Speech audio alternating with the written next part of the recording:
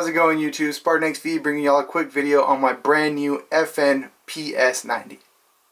So last video I teased that I just picked up a new PDW PCC type firearm, and here it is, the PS90.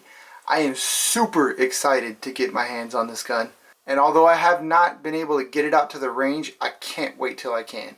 So in this video, I just want to go over a couple little things about the PS90, kind of show it off, kind of give my first impressions from just holding it, handling it. But for the most part, this is just going to be more of an announcement video rather than a shooting review type video. So real quick, I want to go into how I want to configure this gun and some of the things that I purchased for it. First off, let's start with ammo. So this gun takes the 5.7x28 ammo, the same as the FN PS90 and the new Ruger 57. As you can see, the magazines are 50 rounds per magazine if you live in one of those states that allows it. If not, they do have 30 rounders and I believe 10 rounders available. So one thing I want to touch on this ammo is during the current political climate and economic climate right now, it is hard to find this ammo. I looked all over the internet and I just couldn't find it. Luckily, I went into a local store here in Texas, and they had like 10 boxes, so I was able to pick up 5. On top of that, this ammo is a little bit pricey. It's not a very widespread ammo. There's not that many guns that take this round. There are a few AR type hybrids that do take this round.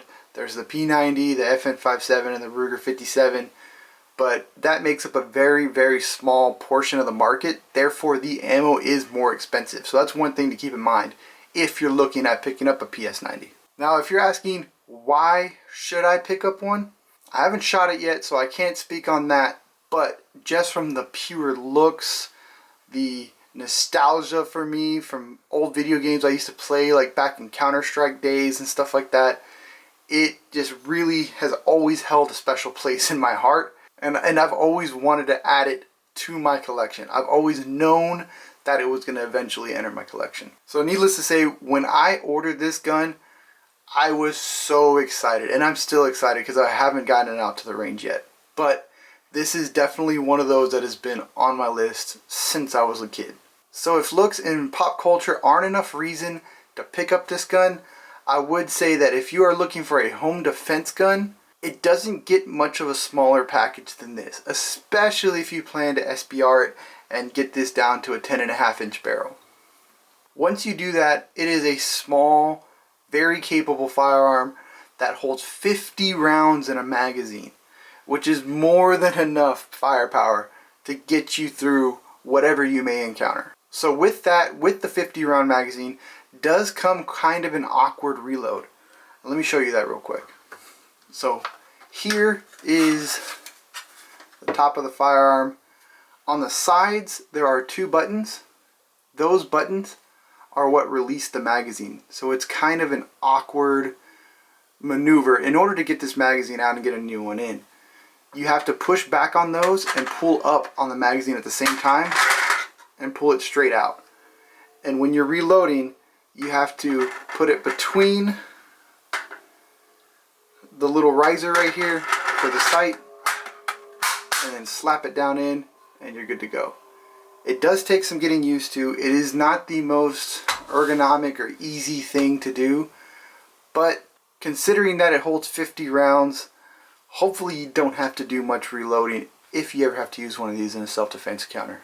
So this gun came with 1 magazine.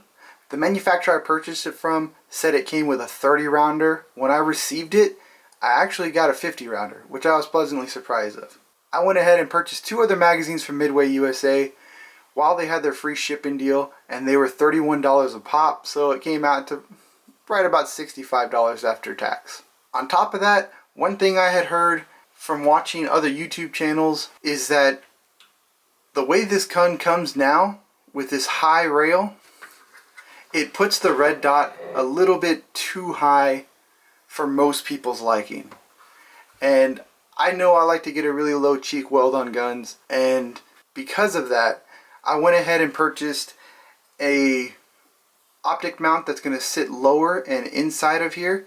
It's from a company called Design Machine from Rhode Island, and that's currently in the mail. I can't wait to get that in. Hopefully it gets in before I go out and shoot this, because it just makes the gun not only look better, but in my opinion, it's going to make it feel better while shooting. So as you can see, I purchased a red dot for this gun already. It's the Holosun 507C V2. This one is Holosun's micro red dot with the donut reticle, and this is actually the first red dot I've ever had with that type reticle, similar to an EOTech, and it's also my first one that's a micro red dot. So I'm really looking forward to getting some rounds down range with this sight. I also purchased 2 rails, one to go here and one to go on the other side, from Design Machine.